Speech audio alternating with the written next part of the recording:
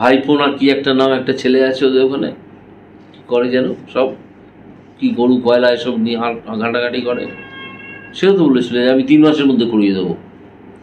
এদের কোনো কাণ্ডজ্ঞান আছে? গত 15 বছর ধরে কাজটা হয়নি। যে 3 বছর বলেছিল সে কোথায় গেল? তাকে বলুন 3 মাস বলেছিল, সে কোথায় গেল? তাকে আসতে বলুন। আর দেব তো একজন অভিনেতা, তার তো কোনো কাণ্ডজ্ঞানই নেই অভিনয় ছাড়া, ঠিক আছে? আমরা প্রত্যাশাও করি না তিনি এসব কথা বলবেন। এটা কি 3 মাসে হয়? এটা 5 বছরের বেশি লাগে, 5 বছর লাগে। বলুন 15 বছর, তাহলে বলুন 15 বছর লাগে। আপনি কেন এই দিয়েছিলেন যে এবার ঘাটার মাস্টার প্ল্যানকে আমি কার্যকরী করবই? কিচ্ছু করার ক্ষমতা নেই আপনার। দেখুন আগামী 5 বছরেও এটা হবে না। তবে সে যাই হোক, আমি নিজের এলাকার কথা বলতে পারি, এই খালটি যদি সংস্কার শুরু না হয় ইমিডিয়েটলি, বা যাকে বলে ফর্তুই তেক্ষুনি, তাহলে কিন্তু মানুষের ক্ষোভ, আজকে আমি যা টের পেয়েছি, সেই ক্ষোভ আছড়ে পড়বে মমতা ব্যানার্জি পরিচালিত সরকারের ওপর। এইটা নিয়ে কি আপনি কোথাও অভিযোগ জানাবেন? এই খাল সংস্কার নিয়ে অভিযোগ নয়, দাবি জানাবো। অভিযোগ, এখানে আর অভিযোগ করার জায়গা নেই। আপনি শুনতে পাচ্ছেন, একটা 4 বছরের ছেলে, সে সামান্য ডাল চাইছে ভাতটা খাবে বলে, খিদে এসে কাঁদছে, তার মা ব্যবস্থা করে দিতে পারছে না। এটা ভারতের অবস্থা, পশ্চিমবঙ্গের অবস্থা। তাদের ওই শেল্টারগুলো সব ক্লাব ঘর হয়ে গেছে, তৃণমূলের ফ্ল্যাট শেল্টারগুলো। এটা পশ্চিমবঙ্গের অবস্থা তাদের শাসনে। এটা কি শাসন, কি প্রশাসন, আমি বুঝতেই পারছি না। কুশাসন, শাসন নাকি? যাই হোক, এইসব ব্যবস্থা তিনি করেছেন। এটা ওম্যান মেড বন্যা বলেই আমি এটাকে অভিহিত করছি, ম্যানমেড বন্যা। এই কনস্টিটিউয়েন্সির ক্ষেত্রে একেবারেই অ্যাপ্লিকেবল নয় ওই অভিযোগটা। এখানে তিনি যদি আসেন, এসে একদিন দেখে যান, আমরা তাকে আমন্ত্রণ জানাচ্ছি, মমতা ব্যানার্জিকে, তিনি এসে দেখে যান। কাল তার চ্যাংড়া ছোঁড়ারা এসেছিল, কী সব মন্তব্য টন্তব্য করে গেছে, তাকে আমি কোনো গুরুত্ব দিতেই যাচ্ছি হিসেবে। আমি আজকে অনেকগুলো জলমগ্ন জায়গা, যেটাকে বন্যা হয়ে গেছে, যেগুলোকে বানভাসী জায়গাই বলা যায়, সেগুলো আমি আজকে ঘুরে দেখলাম। দেখলাম যে এর ধারে পাশে কোথাও ডিভিসির কোনো ক্যানাল ট্যানাল নেই। ডিভিসির জল ছাড়াই যেই বন্যাটা হয়েছে, বহু বাড়ির একতলার অনেকটা ডুবে গেছে। অনেক বাড়ি তো পড়েই গেছে, মাটির বাড়ি। অনেক মানুষ, তারা তো বাড়ির বাইরে, তাদেরকে বার করে এনে আমাদের সংগঠনের ছেলেরা, মানে বিজেপি সংগঠনের ছেলেরা, তারা স্কুল বিল্ডিংয়ে রেখেছেন। কারণটা অদ্ভুত, যে ফ্লাডের জন্য যে শেল্টারগুলো গড়েছিলেন আমাদের এই মুখ্যমন্ত্রী মমতা বন্দ্যোপাধ্যায়, সেই শেল্টারগুলো সব তৃণমূলের ক্লাব হয়ে গেছে। সেই শেল্টারে কাউকে পাঠানো যায়নি। সেই জন্যে কিছু স্কুলের ব্যবস্থা করা হয়েছে। আমি সেই স্কুলেও গিয়েছিলাম। পুরোটাই হচ্ছে এখানের নিকাশি ব্যবস্থাটা সম্পূর্ণ ভেঙে পড়েছে। গত 5 বছর ধরে একটা খুব বড় খাল, যেটা দিয়ে জলটা বেরিয়ে যেত, এখানের নিকাশি ব্যবস্থার মূল যেটা ছিল, সেই খালটার নাম হচ্ছে সওয়াখালী খাল। সেই খালটায় কোনো ড্রেজিং হয়নি, জল ধারণ ক্ষমতা কমে গেছে। ফলে একটু বেশি বৃষ্টি হয়েছে, চতুর্দিক থেকে জল এসে সেই খালে পড়েছে, খালও ভেসে গেছে। খালের দুকুল ছাপিয়ে জল ঢুকে পড়েছে মানুষের বাড়িতে, ভেঙে পড়েছে মানুষের বাড়ি, এবং তাদেরকে আশ্রয় নিতে হয়েছে স্কুলে বা অন্যান্য উঁচু জায়গায়। কিন্তু সেগুলো একটাও ফ্লাড শেল্টার নয়। সেই জন্যে আমি এটাকে বলতে চাই, এটা ম্যানমেড বন্যা নয়। এইখানে যেটা হয়েছে, আমাদের তমলুকে আমি যেটা দেখে এলাম, তমলুকের সাংসদ হিসেবে, এটাকে ওম্যান মেড বন্যা বলতে হবে। অর্থাৎ মমতা ব্যানার্জির দয়ায় আজকে মানুষ নিঃস্ব, রিক্ত এবং মমতা ব্যানার্জির দয়ায় তারা আজকে নিজেদের বাড়ি ছেড়ে স্কুল ঘরে এসে বসবাস করছেন। কবে ফিরতে পারবেন, কবে জল নামবে এখনো জানে না কেউ। আমি খোঁজ নিয়ে জানলাম যে এখানে এই খাল কাটার আগে একটা কচুরিপানা যেটা তৈরি হয়, জন্মায় খালের জলের ওপরে, সেইটা পরিষ্কার করার কথা ছিল সেচ দপ্তরের, সেটা করা হয়নি। পুরো খালটা কচুরিপানায় ভর্তি ছিল। এখন সামান্য কিছু ভেস বেরিয়ে গেছে হয়তো, কিন্তু এখনো আছে, যেটা আমি দেখে এসেছি নিজে। আর শুনলাম যে এই খালটা কাটার দায়িত্ব দেওয়া হয়েছে West Bengal mineral development corporation limited বা এরকম নামের একটা কিছু। কেন তাকে ডেকে আনা হলো খাল কাটার জন্যে সেটা আমি জানি না। হয়তো খাল কেটে কুমির আনা এনাদের হয়তো স্বভাব, কুমির হয়তো কিছু কাটমানি দেয় তাদেরকে, সেই কুমিররা হয়তো ঢুকে পড়েছে। কিন্তু খাল সংস্কারের কাজ আজও হয়নি, যেটা হওয়ার উচিত ছিল অনেক দিন আগে, বর্ষা শুরুর অন্তত 2 মাস আগে। আর এই খাল কাটার কাজটা বন্ধ আছে গত 5 বছর, যে কারণে প্রথম 2 বছর খানিকটা জল বেরিয়ে গেলেও তার পরের 3 বছর অর্থাৎ 24-24-এর আগে 23, 23-এর আগে 22 এবং 21 থেকে অ্যাকচুয়ালি এই ভয়ঙ্কর ওম্যান মেড বন্যা এটা চালু হয়েছে। আমি আজকে কয়েকজন আমলা যারা এই খাল কাটা, কুমির আনা এসব করেন তাদের সঙ্গে কথা বলেছি। কথা বলে দেখেছি যে তারা নিজেদের যে অক্ষমতা সেটা স্বীকার করার মতো জায়গাতেও নেই। সবাই ওর ঘাড়ে দোষ চাপাচ্ছেন, ওর ঘাড়ে দোষ চাপাচ্ছে। আমি গত 3 ঘন্টা ধরে একাধিক আমলার সঙ্গে কথা বলেছি যে এই খালটা এখনো পর্যন্ত কাটা হয়নি কেন, এবং গত 5 বছর ধরে কাটা বন্ধ কেন। যখন শেষ শুভেন্দুবাবু এখানের এমপি ছিলেন সেই সময় শেষবার কাটা হয়েছিল। এখন তো শুভেন্দুবাবু এখানকার এমপি নন, আমি এখানকার এমপি। যখন দিব্যেন্দুবাবু এখানকার এমপি ছিলেন তৃণমূলের, তখন তিনি শুভেন্দুবাবুর ভাই বলে কোনো সহযোগিতা তৃণমূলের কাছ থেকে পেতেন না, তৃণমূল সরকারের কাছ থেকে পেতেন না। তাই তার পক্ষেও সম্ভব হয়নি এই খালটাকে কাটানো। সেই জন্যে আজকে আমি বলবো, আজকে এই যে বানভাসী হয়ে গেছেন মানুষ, যাদেরকে আমি দেখে এলাম, দেখলে চোখে জল আসে। একটা ছোট্ট উদাহরণ দেবো।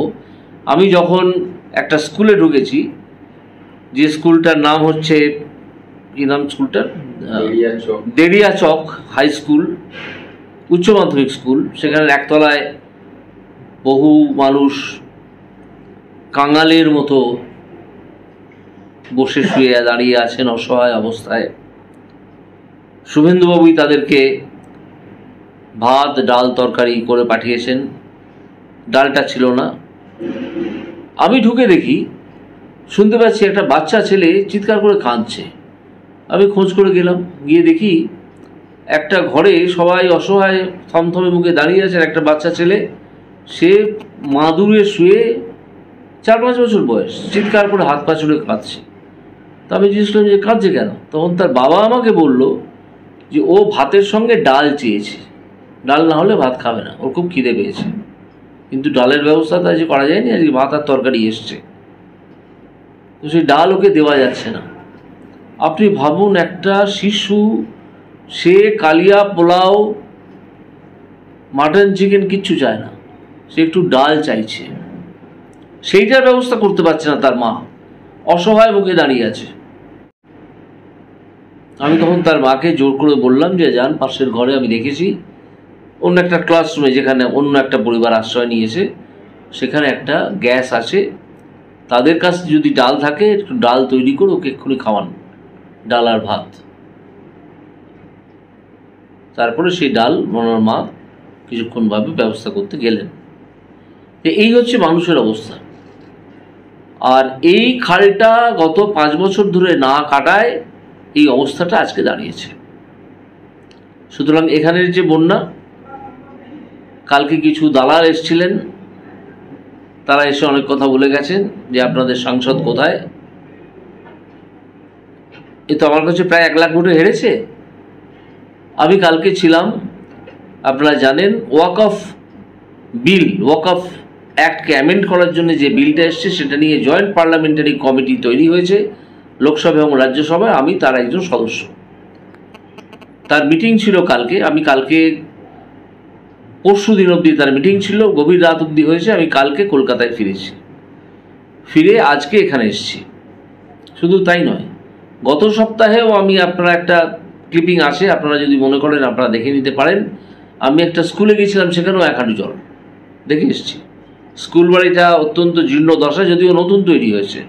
নতুন তৈরি হওয়া বাড়িটাই তো বেশি জীর্ণ দশা হয় কন্ট্রাক্টরদের দয়ায় এবং পলিটিক্যাল লিডারদের দয়ায়। জীর্ণ দশা, ক্লাস করতে পারছে না, দেখে এসেছি। সেটাকেও সংস্কারের ব্যবস্থা করছি। তো যারা বলছেন যে আমায় দেখতে পাচ্ছেন না কেন, এইসব কথা যারা বলে যাচ্ছেন চ্যাংড়া ছোড়ারা, তারা তো এইসব দায়িত্বভার কিছু বুঝবেন না, যে কার কী দায়িত্ব, সে কী কাজটা করছে, সে যে বাড়িতে শুয়ে ঘুমোচ্ছে না, সেসব ওনাদের জানা দরকার নেই। ঠিক আছে? আজিকর কাণ্ডের পরে তারা মুখ দেখাতে পারছিলেন না, লুকিয়েছিলেন, এখন আবার একটু মুখ টুক দেখাচ্ছেন, ল্যাজ ট্যাজ দেখাচ্ছেন। আশা করি তাদের ল্যাজ আছে। তো এই অবস্থায় আমি সরাসরি মমতা বন্দ্যোপাধ্যায়কে জানাতে চাইছি যে এখনই 48 ঘন্টার মধ্যে এই সোয়াদিঘি খাল কাটা শুরু করা উচিত। কাটা মানে ড্রেজিং করে খাল সংস্কার করা শুরু করতে হবে। তা না হলে এখনও যে জমে থাকা জল, সেটা আরও নামতে অন্তত ধরুন 1 মাস সময় লেগে যাবে। এবং এটা বলছেন যে একবার জল যদি বানভাসী আমরা হয়ে যাই, প্রতি বছরই হই, সেটা চলে 3 মাস। তারপর তাহলে মমতা দেবী এরা কি উৎসবে যোগ দেবেন না? আপনি যে উৎসবের কথা বলছিলেন, সেই উৎসবটা কি হবে? এমনিতে তো শহর এবং আধা শহরের মানুষ, তারা তো উৎসব করবেন না বলে ঠিকই করে ফেলেছেন। আপনি যেরকম কাণ্ড করিয়েছেন আরজি করে, সব প্রমাণ ধ্বংস করার ব্যবস্থা করে, তাতে মানুষের মন খারাপ। তারা অনেকেই উৎসবে অংশগ্রহণ করবে না, পুজোয় হয়তো অংশগ্রহণ করবে। তো আপনার তো সেসব দরকার নেই। আপনার তো ওখানে রেড রোডে মাথায় রুমাল দিয়ে নামাজ পড়াই যথেষ্ট আপনার কাছে। আর ক্লাবকে 50,000 টাকা ফাঁকা করে সব দিয়ে আমাদের কোষাগার থেকে কিছু টাকা অপব্যয় করা, এটাই হচ্ছে আপনার কাজ। এবার আপনি উত্তর দিন, এদের কি হবে? খালটা কাটা হবে কি হবে না? এবং এই খাল কাটা শুনতে গিয়ে আমি শুনতে পেলাম, একাধিক মানুষ আমাকে জানালেন তাদের নাম এবং ফোন নাম্বার, পিতার নাম এবং ফোন নাম্বার আমি নিয়ে এসেছি। তারা প্রধানমন্ত্রী আবাস যোজনার বাড়ি পাননি, পঞ্চায়েত তাদেরকে দেয়নি। আর যদিও তারা দারিদ্র্যসীমার নিচেই বাস করেন, আর তাদের অনেকে বার্ধক্য ভাতাও পান না, যেটা তাদের পাওয়ার কথা। এই হচ্ছে অবস্থা। এই যে অবস্থাটা হয়ে আছে, এটার জন্য সম্পূর্ণত দায়ী মমতা ব্যানার্জি এবং তার সরকার এবং তার পরিচালিত প্রশাসন। আমি একটু বাদেই যাদেরকে খাল কাটার দায়িত্ব দেওয়া হয়েছে, তাদের চিফ ম্যানেজিং ডিরেক্টর, চেয়ারম্যান কাম ম্যানেজিং ডিরেক্টর, তাদের সঙ্গে তার ফোন নাম্বার কোনোভাবে জোগাড় করতে পেরেছি, তার সঙ্গে একটু বাদেই কথা বলবো। তার অফিস হচ্ছে, যতদূর মনে হচ্ছে ঠিকানাটা দেখে, নিউ টাউনে। হয়তো কালকে আমি তার কাছে চলেও যাব ফোনে কথা বলে। কিন্তু খাল কাটা আগামী 48 ঘন্টার মধ্যে আশা করি মমতা ব্যানার্জি শুরু করাবেন। তা না হলে আমরা আমাদের মতো করে ব্যবস্থা নেব, এইটা জানিয়ে দিলাম। বিরাট একটা ব্যবস্থা করা হয়েছে, শুভেন্দু বাবু করেছেন। বিভিন্ন বিধানসভা এলাকার ভাত, তরকারি, খাবার জল, এটা আপনারা গাড়িগুলোও দেখেছেন। সারাদিন ধরে তারা সাপ্লাই করছে, সকালের রান্না, সকালের খাবার এবং রাতের খাবার। তো শুভেন্দু অধিকারী এটা করছে। এবার আপনি কি বলবেন মমতা ব্যানার্জি? ছাড়ে যখন ছড়াছড়ি, আসতে হবে তাড়াতাড়ি, ডাক দিচ্ছে নিমতৌড়ির আদি ঢাকেশ্বরী। কলকাতার সুবিখ্যাত আদি ঢাকেশ্বরী এখন নিমতৌড়িতে। নিমতৌড়ির আদি ঢাকেশ্বরী নিয়ে এলো শাড়ি কিনুন সোনা জিতুন পুজো স্পেশাল ধামাকা অফার। প্রতিটি কেনাকাটায় থাকছে শাড়ি কিনলেই সোনা জেতার বিশেষ সুযোগ, সঙ্গে থাকছে রূপোর কয়েন। এছাড়াও থাকছে প্রতিটি কেনাকাটায় 10% থেকে 20% পর্যন্ত ছাড় এবং সঙ্গে থাকছে আকর্ষণীয় সব উপহার। আমাদের এই অফারটি চলবে 15ই অগস্ট থেকে 12ই অক্টোবর 2024 পর্যন্ত। শর্তাবলী প্রযোজ্য। আপনার বাড়ি কিংবা অফিস সাজিয়ে তুলুন সাউথ এশিয়ার সবথেকে বড় ফার্নিচার প্রস্তুতকারক দামরো অ্যান্ড পিয়েস্ট্রা ফার্নিচার এখন নিমতৌড়িতে। অত্যাধুনিক মানের ফার্নিচারের সম্ভার নিয়ে মধ্যবিত্তের নাগালের মধ্যে প্রিমিয়াম কোয়ালিটির ফার্নিচার মানেই দামরো অ্যান্ড পিয়েস্ট্রা। যোগাযোগের ঠিকানা নিমতৌড়ি মেশন স্টোর, ডিএম অফিসের বিপরীতে। কল করুন 7719356412 এই নম্বরে। শর্তাবলী প্রযোজ্য। নতুন গাড়ি কিনবেন ভাবছেন? তাহলে আর দেরি না করে আজই চলে আসুন সানশাইন অটোমোবাইলে। এখানে পেয়ে যাবেন ফ্লিটো ইলেকট্রিক স্কুটারের সমস্ত গাড়ি একদম সুলভ মূল্যে, লাইসেন্স ছাড়াই। রয়েছে 50,000 টাকায় নতুন ইলেকট্রিক স্কুটার কেনার সুযোগ, সেই সাথে মাত্র 15 টাকায় পৌঁছে যান 90 কিলোমিটার পথ। আমাদের ঠিকানা সানশাইন অটোমোবাইল, রত্নালী রাধাবল্লভপুর ভীমাচরণ স্কুলের সামনে। বিশদে জানতে কল করুন 9547777307 এই নম্বরে। শর্তাবলী প্রযোজ্য। বন্ধ্যাত্ব কোনো অভিশাপ নয়, এটি চিকিৎসার মাধ্যমে নিরাময় সম্ভব। পূর্ব মেদিনীপুরের সর্বপ্রথম টেস্ট টিউব বেবি সেন্টার এখন তমলুকে। যোগাযোগের ঠিকানা উত্তরণ ইনফার্টিলিটি ক্লিনিক প্রাইভেট লিমিটেড, পদুম বসান, আদি মোহিনী মোহন কাঞ্জিলালের পাশের গলিতে। যোগাযোগ 9679225556 এই নম্বরে। আপনার বাড়ির বাথ ফিটিংস এন্ড স্যানিটারি পছন্দের সেরা ঠিকানা এখন নিমতৌড়ি মেশন স্টোরে। জাকুয়ার অ্যান্ড ইস্কো সাউথ বেঙ্গলের সবথেকে বড় ডিসপ্লে সেন্টার এখন নিমতৌড়িতে। আপনার বাথরুম সাজিয়ে তুলুন Jaquar and IISCO complete bathroom solution দিয়ে। যোগাযোগের ঠিকানা নিমতৌড়ি মেশন স্টোর, ডিএম অফিসের বিপরীতে। কল করুন 7719356412 এই নম্বরে। শর্তাবলী প্রযোজ্য।